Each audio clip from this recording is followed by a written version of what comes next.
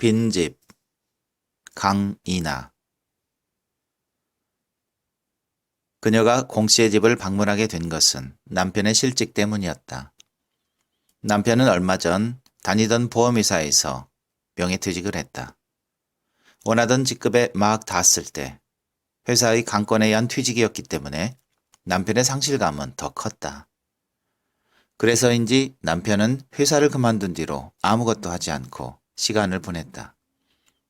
그녀는 남편이 무엇인가를 다시 시작할 때까지 진득하게 기다리기로 했다. 한 곳에 적을 두고 앞만 보고 달린 20년을 정리하려면 시간이 걸릴 것이다.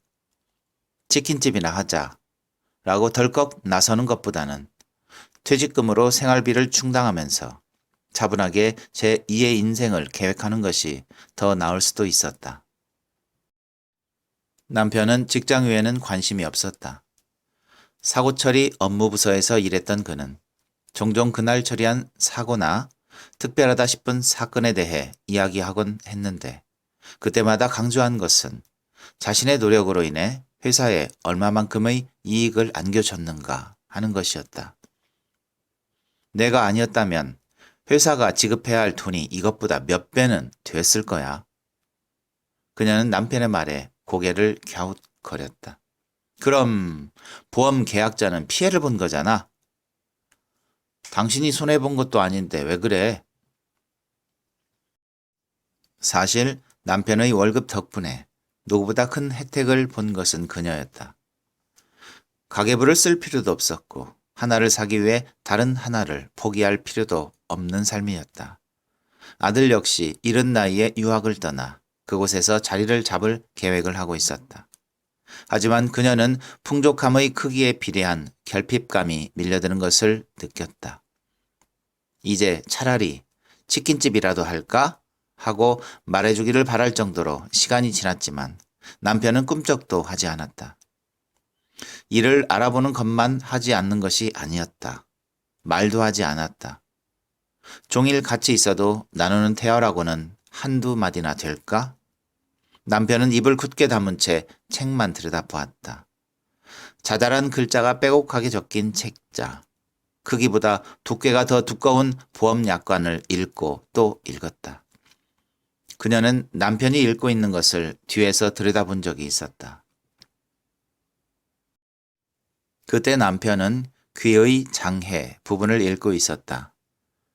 청력을 잃었을 때, 심한 장애와 약간의 장애를 입었을 때, 귓바퀴의 절반 이상이 결손되었을 때, 귓바퀴가 결손되었으나 기능에는 문제가 없고 추상장애로 평가될 때 등이 상세하게 나와 있었다.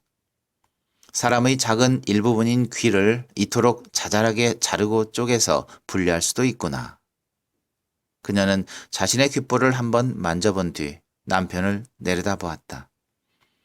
회사를 그만둔 남편에게 보험 약관이라는 것이 무슨 의미인지 궁금했다. 다시 돌아갈 생각이야? 그녀는 다시 회사로 돌아갈 수 있을 거라고 생각하는 거야? 라고 묻고 싶었지만 잔인한 말처럼 느껴져서 애둘러 물었다. 남편은 대답이 없었다. 남편이 입을 꾹 다물수록 그녀는 점점 더 힘이 들었다. 남편의 침묵은 유별난 데가 있었다. 그의 침묵은 조용하지 않았다. 말 못하는 아기가 자지러지는 울음으로 욕구를 표현하는 것처럼 남편은 뭔가를 요구하며 소리 없이 울부짖고 있었다. 그녀는 오래전에 끝낸 육아를 다시 시작하는 것처럼 버거웠다. 당신 이런 사람 아니었잖아. 아이같이 굴지 말고 무슨 말이든 좀 해보라는 의미로 더 이상 당신하고는 상관도 없는 그런 책자 따위는 던져버리라는 의미로 소리쳤지만 남편은 요지부동이었다. 그녀는 남편의 침묵을 피해 집을 나섰다. 하지만 막상 거리로 나서자 갈 곳이 없었다. 무작정 동네를 걸어 다녔고 마트나 공원에서 시간을 보냈다. 그러던 어느 날 주민자치센터 앞에서 발걸음을 멈췄다. 게시판에 붙은 사랑의 도시락 배달, 자원봉사자 모집 공고가 그녀의 눈길을 잡아끌었다. 그녀는 공고를 보자마자 주민자치센터 안으로 들어가 신청서를 작성했다. 자원봉사는 바로 다음 날부터 시작되었다. 자원봉사자가 하는 일은 도시락을 배달하는 것이 전부가 아니었다. 도시락에 담을 음식을 만드는 것도 자원봉사자의 몫이었다. 격일마다 나오는 사람도 있었고 일주일에 한 번만 나와서 돕는 사람도 있었지만 그녀는 하루도 빠지지 않았다. 매일매일 음식을 만들고 도시락을 쌌다. 그리고 그 도시락을 들고 배달을 나갔다. 비석 마을로 가는 오르막과 공씨의 집으로 가는 골목길, 공씨의 방, 그리고 항상 조용하게 앉아 벽을 보는 공씨. 이 모든 것이 좋았다. 공씨의 방에는 책이 많았다. 천장에 닿을 듯 높이 쌓여 있었다. 그녀는 공씨가 책을 읽는 것을 한 번도 본 적 없었지만 그가 다 읽은 책일 것이라는 확신이 들었다. 그녀는 종종 남편에게 공씨에 대해 이야기했다. 한마디도 하지 않는데 꼭 대화를 나누는 것 같단 말이야. 이상하지?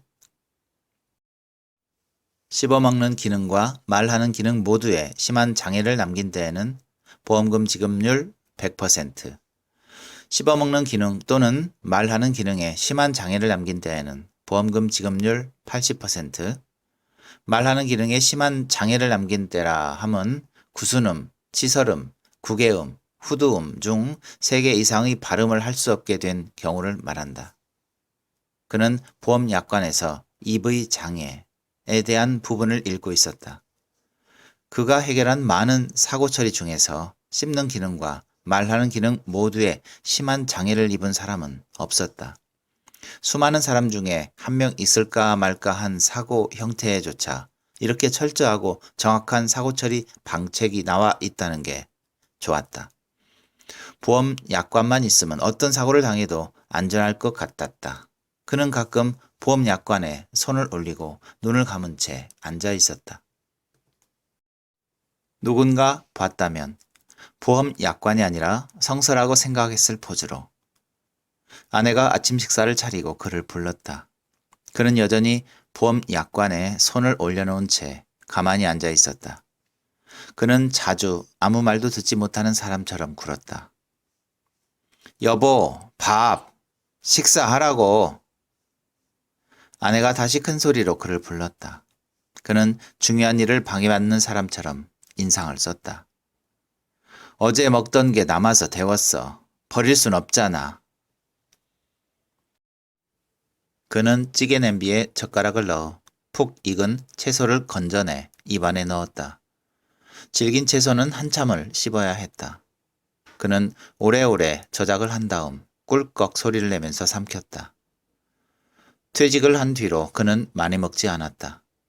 신체 활동이 적어서인지 입맛도 없었고 좀 많이 먹었다 싶으면 어김없이 소화가 안 돼서 고생을 해야 했다. 그는 아픈 것보다는 고픈 쪽을 택하는 성격이었다. 다 먹은 거야?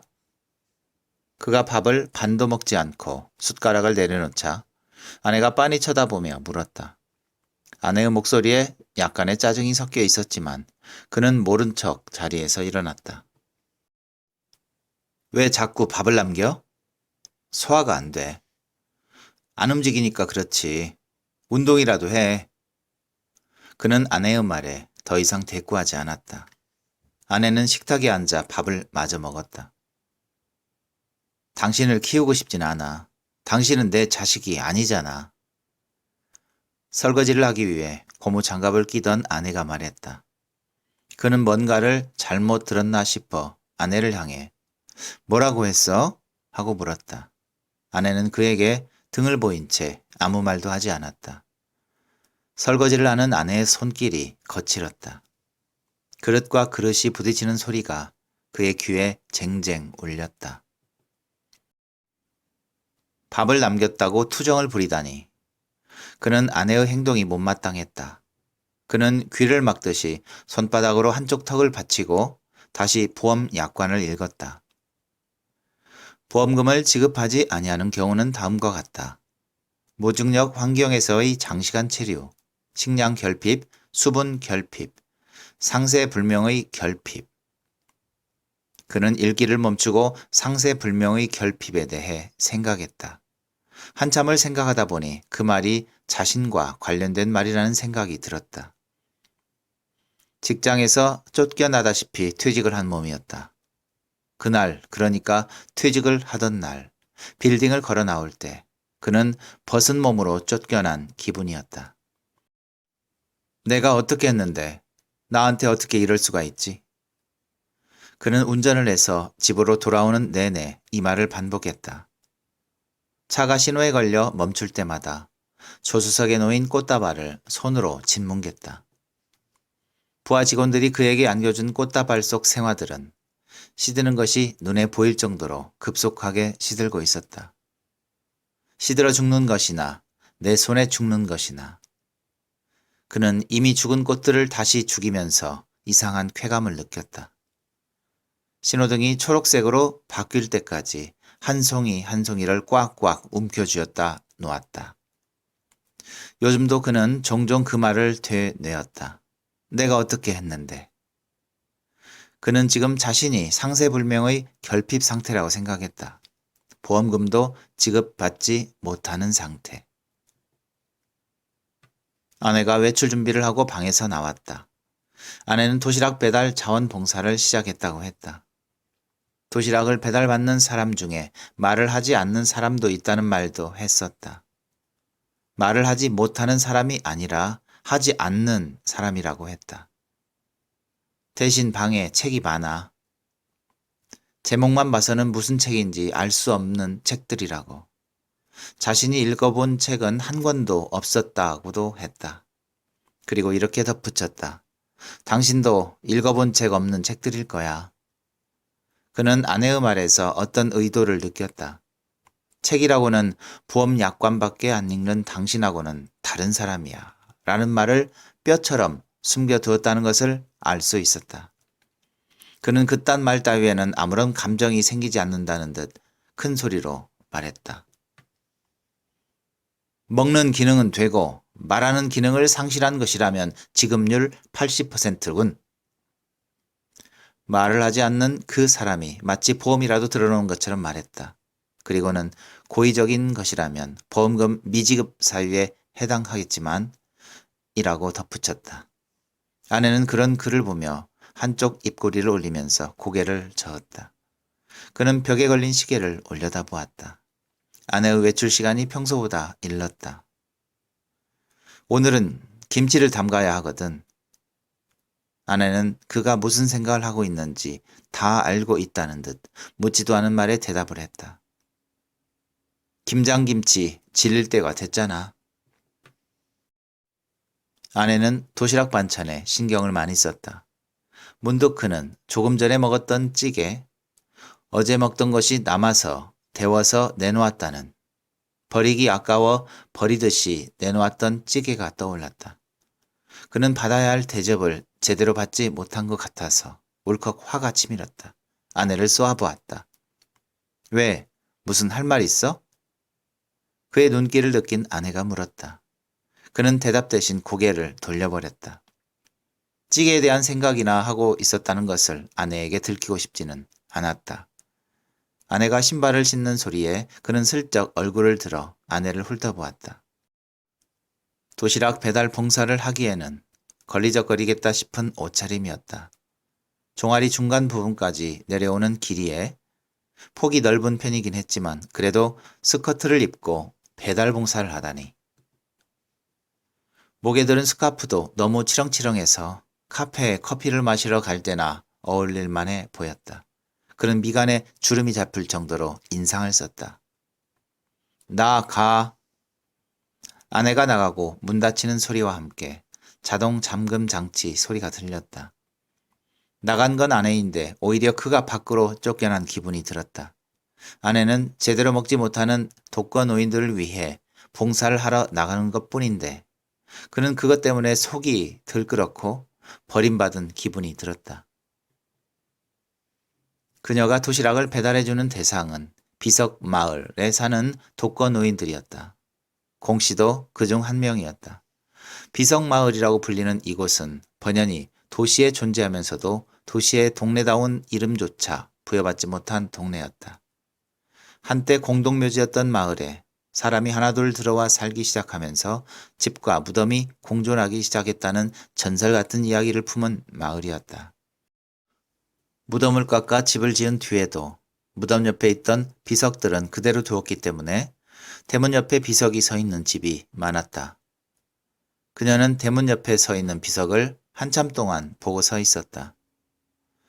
주인의 이름이 적힌 문패가 아닌 죽은 자의 이름이 새겨진 비석이 서 있는 집에 문을 열고 들어갈 엄두가 나지 않았기 때문이었다. 골목에 늘어선 비슷한 집들 중에서 공세 집을 찾느라 헤매기도 했지만 비석 앞에서 또 한동안 머뭇거리느라 막상 공씨 앞에 도시락을 펼쳐놓았을 땐 밥도 국도 다 식어버린 뒤였다. 늦어서 죄송해요. 배고프시죠? 그는 급히 도시락을 펼쳤다. 그때 공씨가 아픕니다. 라고 말했다. 난데없는 말에 그녀는 도시락을 펼치다 말고 불안한 눈빛으로 공씨를 살폈다. 아프다고요? 어디가 어떻게 아파요? 늦게 온 자신 때문에 끼니 때를 놓친 공씨의 몸에 이상이 생긴 것은 아닌가 싶어 신경이 곤두섰다. 어디가 어떻게 아픈 거냐고 다시 물었다. 하지만 공씨는 아무 대답이 없었다. 멍한 눈으로 벽을 바라볼 뿐이었다. 그때 공씨의 배에서 꼬르륵 소리가 났다. 그녀는 그제야 고픕니다 라는 말을 아픕니다로 잘못 들었다는 것을 알아챘다. 그녀는 안도의 한숨을 내쉬며 도시락을 펼쳐 공씨 앞에 내놓았다. 강낭콩이 들어간 흰밥, 감자와 고기를 넣은 맑은 국, 달걀물을 입힌 흰살 생선전 몇 점, 버섯을 넣은 채소 볶음, 그리고 무와 배추김치. 공씨는 한동안 음식들을 물끄러미 바라보기만 했다. 음식이 마음에 들지 않는 것일까? 그녀는 긴장된 마음으로 공씨를 바라보았다. 아픕니다. 한참 동안 가만히 있던 공씨가 숟가락을 집어들며 말했다. 그녀는 흠집 놀라며 공씨를 바라보았다. 잘못 들은 게 아니었다. 분명 공씨는 아픕니다 라고 말했다. 공씨는 숟가락으로 밥과 반찬을 떠먹기 시작했다. 살집이라고는 없는 마르고 검은 손. 공씨의 손은 마치 기름칠을 해놓은 가죽 같았다. 손가락을 쥐자 가죽 밖으로 툭툭 핏줄이 붉어졌다. 공씨는 손에 힘을 꽉 주고 숟가락질을 했다. 하지만 뜻대로 되지 않는 듯 했다. 반찬들을 제대로 뜨지 못해 흘리는 것이 더 많았다. 그래도 공씨의 숟가락질은 집요했다. 긴 시간을 들여 밥과 반찬을 떠서 입안에 넣는 작업이 반복되었고 그럴 때마다 공씨 앞에 떨어지는 음식도 늘어났다. 공씨는 입안에 든 음식을 채 삼키기도 전에 다른 음식을 입안에 넣었다. 살집 없이 쑥 들어가 있던 볼이 볼록해지는 것을 보며 그녀가 젓가락으로 생선전을 집어 공씨의 숟가락 위에 올려주었다. 공씨는 그녀가 올려주는 반찬을 잘 받아 먹었다. 생선전이 이토록 맛난 음식이었나. 그녀는 공씨의 모습을 보면서 침을 꼴깍 삼켰다. 밥과 국, 생선전과 채소볶음, 그리고 무김치와 배추김치, 모두 그녀를 포함한 자원봉사자들이 재료를 준비하고 조리한 음식들이었다. 이 음식들을 만드는 일련의 과정에서 그녀는 한 번도 먹고 싶다는 생각을 한 적이 없었다. 간조차 보지 않았다. 그런데 입이 미어지게 먹고 있는 공씨를 보자 갑자기 이 평범한 음식이 어떤 것보다 특별한 음식처럼 느껴졌다. 그녀는 공씨의 숟가락에 반찬을 올려주면서 슬쩍 집어먹고 싶은 생각이 들었지만 꾹 참았다. 공씨의 나이가 몇 살이라고 했지? 그녀는 음식에 대한 생각을 잊어버리기 위해서 다른 생각을 했다. 주민자치센터에서 보여준 서류에서 공씨의 인적사항을 확인했지만 기억이 잘 나지 않았다. 공씨는 그녀가 알고 있는 어떤 사람보다 늙어 보였다. 100살이 넘었다고 해도 200살이 넘었다고 해도 믿을 만큼 늙어 보였다. 성한 이도 남아있지 않은 듯 했다. 밥과 반찬을 입에 넣고 몇 번 우물거리다가 삼켜버리는 것도 다 성치 않은 이 때문인 것 같았다. 저렇게 씹지도 않고 삼키면 속이 편할 리 없을 텐데. 그 순간 어쩌면 고픈 것과 아픈 것은 동의어가 아닐까 하는 생각이 들었다. 처음부터 공씨의 집에만 배달을 간 것은 아니었다. 하루에 몇 군데를 정해두고 한 집에 도시락을 전한 뒤 곧장 다른 집으로 가는 것이 보통이었다. 말동무도 해드리고 집안일도 해드리다 보니 시간이 오래 걸리네요. 외롭게 지내는 분이잖아요. 그녀는 다른 자원봉사자들에게 이렇게 말했다. 공씨만 외로운 것은 아니었지만 유독 그가 더 외로움을 탄다는 식으로 말했다. 그리고 배달하는 집을 줄여 공씨 집에서 더 오래 머물렀고 나중에는 공씨 집에만 배달을 갔다. 그녀는 공씨의 식사를 덮고 방을 청소하고 빨래를 하고 설거지를 했다. 커피를 타주고 텔레비전을 보면서 시간을 보냈다. 처음에는 공씨가 불편해하지 않을까 혹은 그녀가 호감을 표시하는 걸로 착각할까봐 눈치를 살폈지만 이내 그런 걱정은 할 필요가 없다는 걸 알게 되었다. 공씨는 그녀를 전혀 의식하지 않는 듯했다.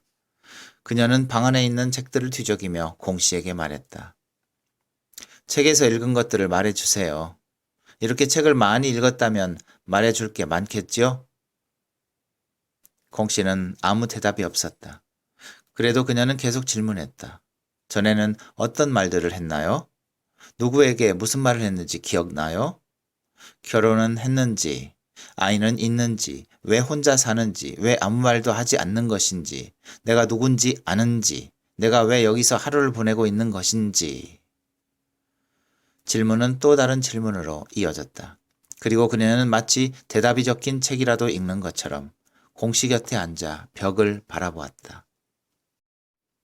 한 줄기 햇살이 벽에 긴 선을 그리고 있는 것이 보였다. 벌어진 문틈으로 들어온 주황색 햇살이었다.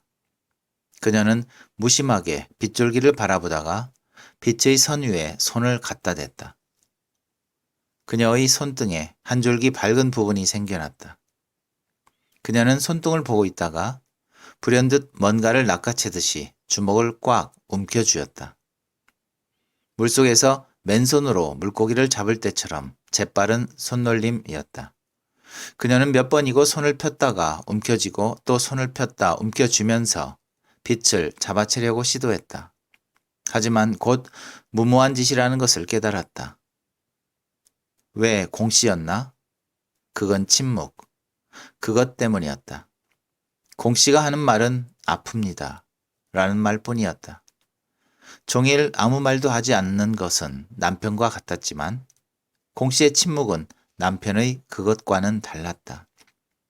말도 하는 사람에 따라 뉘앙스가 다르듯이 침묵도 사람마다 다를 수 있다는 것을 알게 되었다. 공씨의 침묵은 고요했다. 남편의 꾹 담은 입은 많은 말을 한꺼번에 다 하지 못해 애를 태우는 것처럼 보였다면 공씨의 말없음은 전혀 다른 것이었다. 공씨의 말없음은 그녀에게 안도감을 주었다. 하루를 쭉 늘어놓고 보면 그녀가 공씨를 전적으로 케어하고 있는 것처럼 보이지만 실제로는 그녀가 공씨에게 기대고 있었다. 공씨는 종일 벽을 바라보았다. 그가 바라보는 벽에는 사각형이 겹쳐진 채 이어진 무늬가 새겨진 벽지무늬 뿐이었다. 저 사각형의 프레임 안에 뭔가가 숨어 있는 것일까? 공씨는 종일 저 사각형을 보면서 무엇을 찾는 것일까? 그녀는 눈을 가늘게 뜨고 벽지를 응시했다. 한참 동안 노려보자 눈이 시큰하게 아파왔고 눈물이 고였다. 젖은 눈으로 공씨를 보았다. 공씨의 눈동자가 옆으로 조금씩 움직이고 있었다. 그 순간 어쩌면 공씨는 벽에서 무언가를 찾고 있는 것이 아니라 벽을 읽고 있는 중인지도 모른다는 생각이 들었다. 말없음으로 대화를 하듯이 글자 없는 책을 읽고 있는 중이라고. 그녀는 조용히 뒤로 물러나 앉았다. 공씨의 독서를 방해해서는 안 될 것 같았기 때문이었다. 그리고 그의 뒤에 앉아 진심을 다해 말했다. 다 읽고 나면 무슨 내용인지 얘기해 주세요.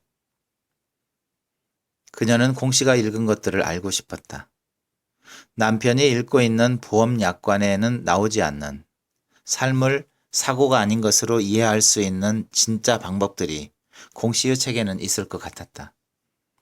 그녀는 조용히 앉아 그의 독서가 끝나기를 기다렸다.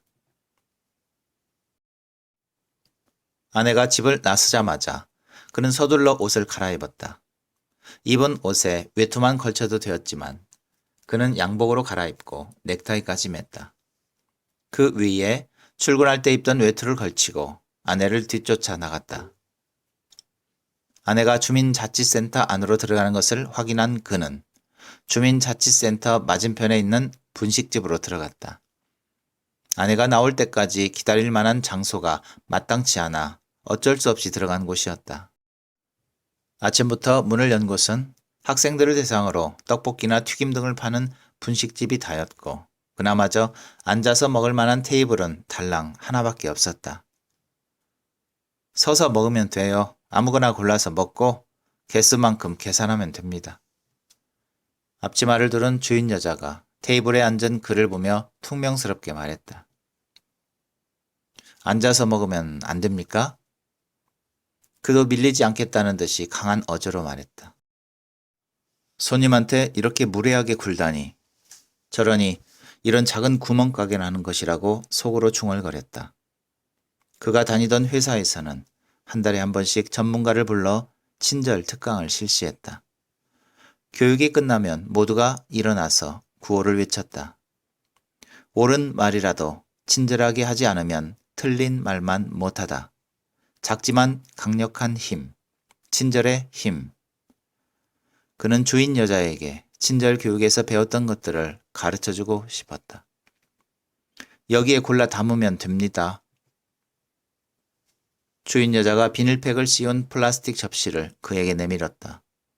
접시에 튀김이든 떡볶이든 먹을 만큼 담아서 먹은 뒤 계산을 하면 된다는 것이다. 먹을 것도 직접 담고 먹은 양도 직접 다 외워야 하는 시스템이었다. 주인 여자는 음식만 만들면 되는 주인 위주의 시스템. 그는 이 가게의 무례한 운영체계가 마음에 들지 않았고 주인 여자의 말투도 거슬렸다. 그는 모든 것에 조금씩 화가 났다. 떡볶이와 튀김을 접시에 담아 테이블에 올려놓고 자리에 앉았다.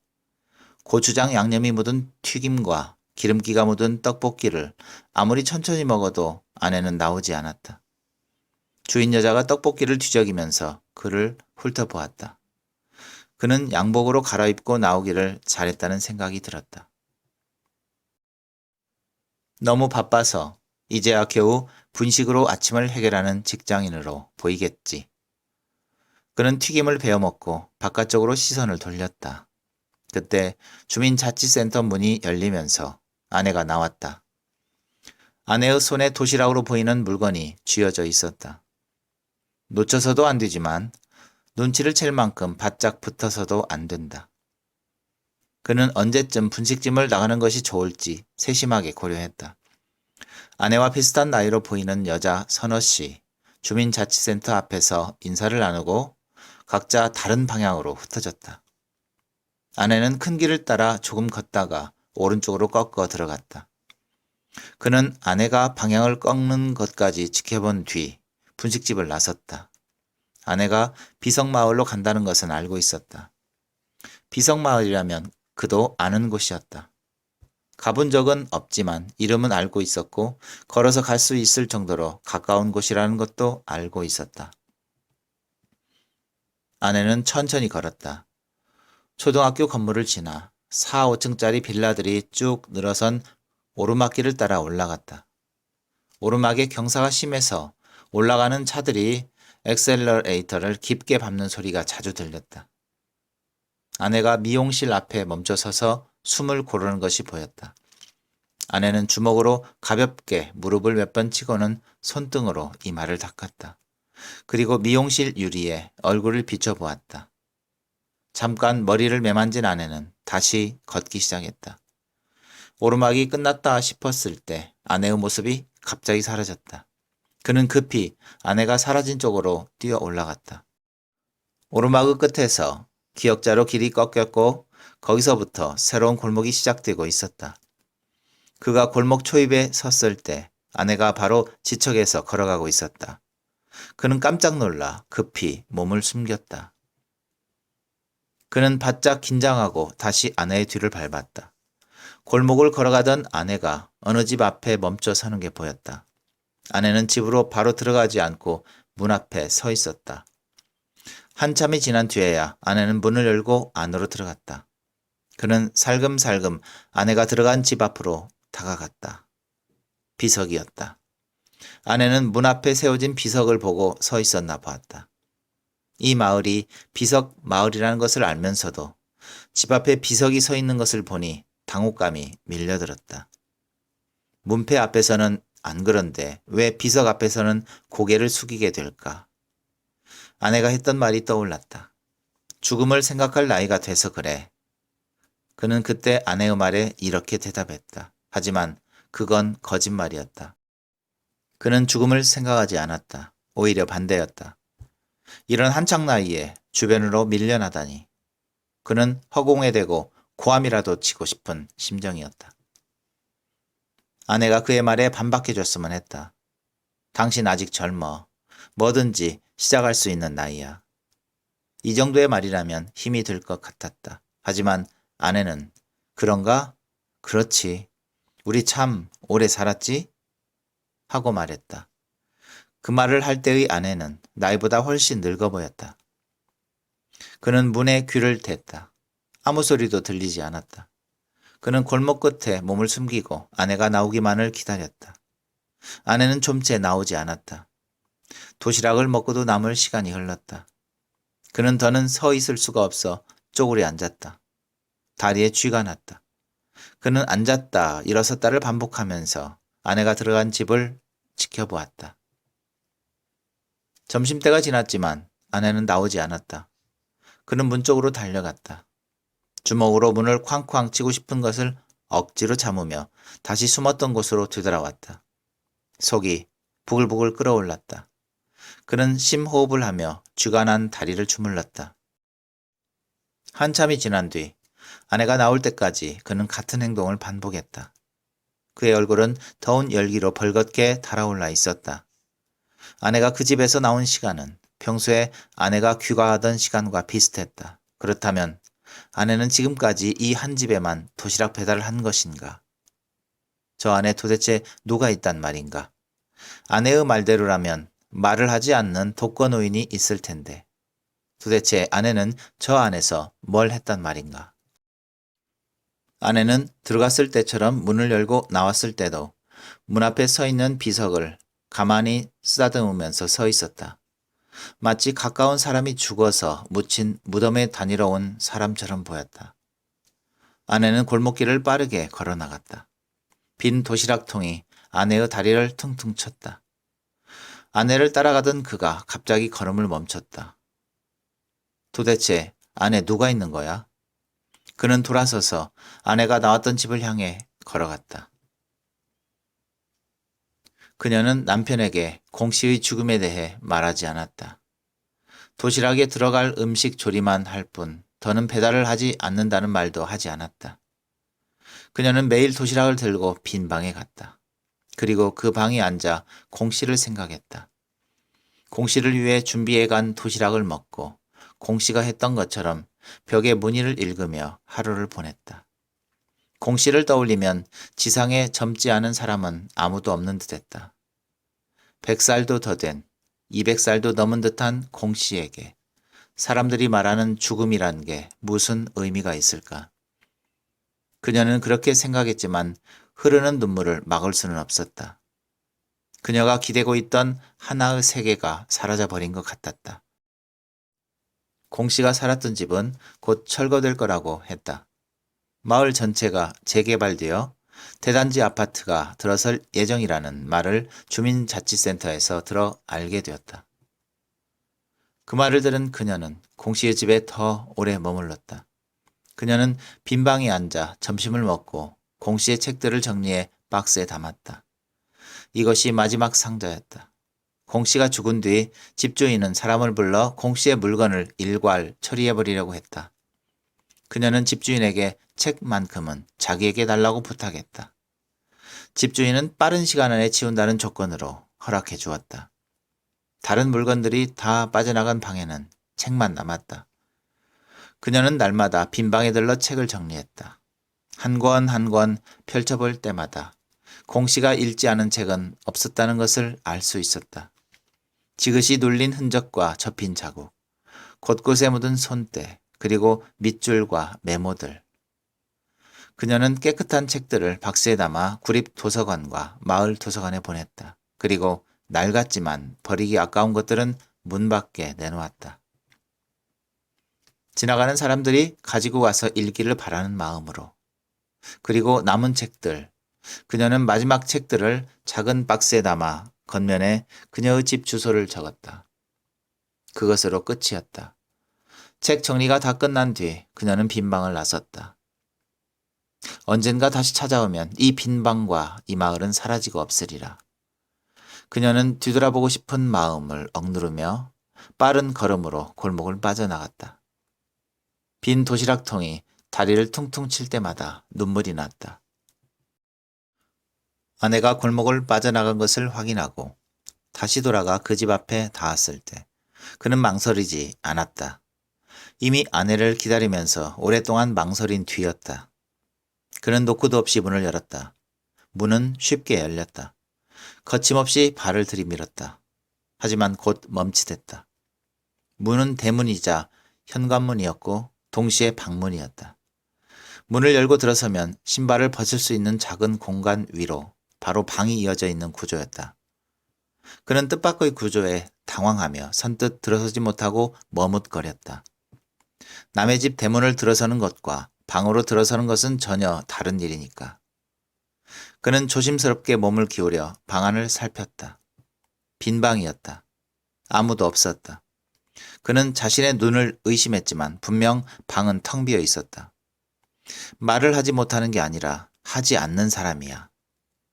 책이 정말 많아. 그 많은 책을 다 읽었다니 대단하지 않아?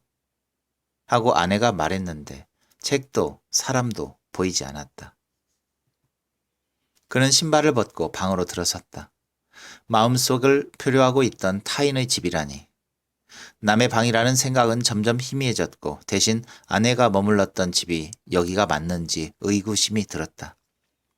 방 한쪽에 눈에 익은 스카프가 보였다. 아내의 것이었다. 아내가 여기에 머물렀던 것은 확실해 보였다. 도대체 여기서 종일 뭘 한 것일까? 그는 아내가 여기서 무엇을 했는지 궁금했지만 그것보다는 아무도 없는 빈 방이라는 사실에, 어떤 남자와 함께 있지 않았다는 사실에 안도감을 느꼈다. 그는 최악의 경우까지 생각했었다. 말을 하지 못하는 게 아니라 하지 않는 남자와 아내와의 관계. 누군가 있을 줄 알았던 방이 빈 방이었음을 확인하는 순간 그는 참았던 숨을 길게 내뱉었다. 안도감과 부끄러움이 동시에 밀려들었다. 그는 뜨거워진 얼굴을 손바닥으로 비비듯이 쓸었다. 그러자 열기가 손바닥을 통해 온몸으로 퍼져나갔고 다리에 힘이 풀렸다. 그대로 자리에 덜썩 주저앉았다. 그제야 방을 둘러볼 생각이 들었다. 아무런 소리, 아무런 감각도 느껴지지 않는 공간. 낯설었다. 시간이 지날수록 아무것도 없는 곳에서 아무것도 하지 않고 보내는 이 시간이, 이 무감각이 너무 낯설어서 그는 뭐든 하지 않고는 견딜 수가 없었다. 코트 주머니에서 보험약관을 꺼냈다. 그는 어디를 가든 주머니에 보험약관을 넣어 다녔다. 그는 보험약관의 아무 페이지나 펼쳤다. 하지만 읽을 수가 없었다. 안경을 가져오지 않았기 때문이었다. 안경 없이는 수많은 글자가 아무 의미가 없었다. 그는 보험약관을 옆에 내려놓았다. 목을 압박하는 넥타이도 풀어서 보험약관 위에 올려두었다. 해방감이 느껴졌다. 동시에 꽉 붙잡고 있던 중요한 것을 놓쳐버린 것 같은 허전함도 밀려들었다. 처음 보험회사에 들어가 영업을 시작했을 때 그는 한동안 낯선 사람들 앞에 보험 팸플릿을 꺼내놓지 못했다. 앞에 앉은 사람은 뻔히 그가 무엇을 하려는지 알고 있는데 오히려 그는 자신이 할 일이 그게 아니라는 듯 딴청을 피웠다. 그는 사람들을 만날 때마다 이렇게 되뇌었다. 당신에게 좋은 것을 알려드리려는 것입니다. 나는 지금 당신에게 도움이 되는 일을 하고 있습니다. 그렇게 다짐해도 끝내 팸플릿을 펼치지 못한 채 식어버린 커피를 원샷하고 자리에서 일어나기를 반복했다. 거절당하는 것이 두려웠다. 사람들에게 외면당한 채 지구 밖으로 밀려날까봐 무서웠다. 그는 퇴직을 한 뒤 아내에게 보험 영업을 하고 있다는 기분이 들었다. 무언가를 말하려고 하다가도 제대로 말이 나오지 않아 입을 다물어버린 나날들. 얼마나 그렇게 앉아 있었을까. 어둠이 내려 방 안이 캄캄해졌다. 그는 천천히 일어나 방을 나섰다. 신발을 신으려던 그때 작은 상자 하나가 눈에 들어왔다. 들어올 땐 미처 보지 못한 것이었다. 문틈으로 스며드는 달빛 쪽으로 상자를 옮기자 그 위에 커다랗게 적힌 글자가 보였다. 아내의 글씨체로 적힌 글자는 자신의 집 주소였다. 허리를 굽혀 박스를 열었다. 책이었다. 닳고 닳아 글자조차 보이지 않는 책. 너덜너덜하게 표지가 찢어진 책. 음식 국물이 흘러 지저분하게 변색된 책. 그런 책들이 대여섯 권 남짓 들어있었다. 왜 이런 책을, 왜 우리 집 주소를 여기에? 그 순간 그의 안에서 쿵 하는 소리가 들렸다. 아내가 무엇을 봉하고 싶었는지, 아무도 배달해주지 않을 것을 알면서도 왜 집 주소를 적어놓은 것인지 어렴풋이나마 알 것 같았다. 아무도 읽지 않는 책, 아무도 궁금해하지 않을 내용, 아무도 기다리지 않을 택배. 그 상자가 꼭 그와 아내의 모습 같았다. 누군가는 이것이야말로 예정된 결말이라고 할 것이다. 세월이 흐르면 늙고 낡을 수밖에 없는 이치. 마침내 아무도 기다리지 않는 빈집에 혼자 남겨질 것이라는 결말.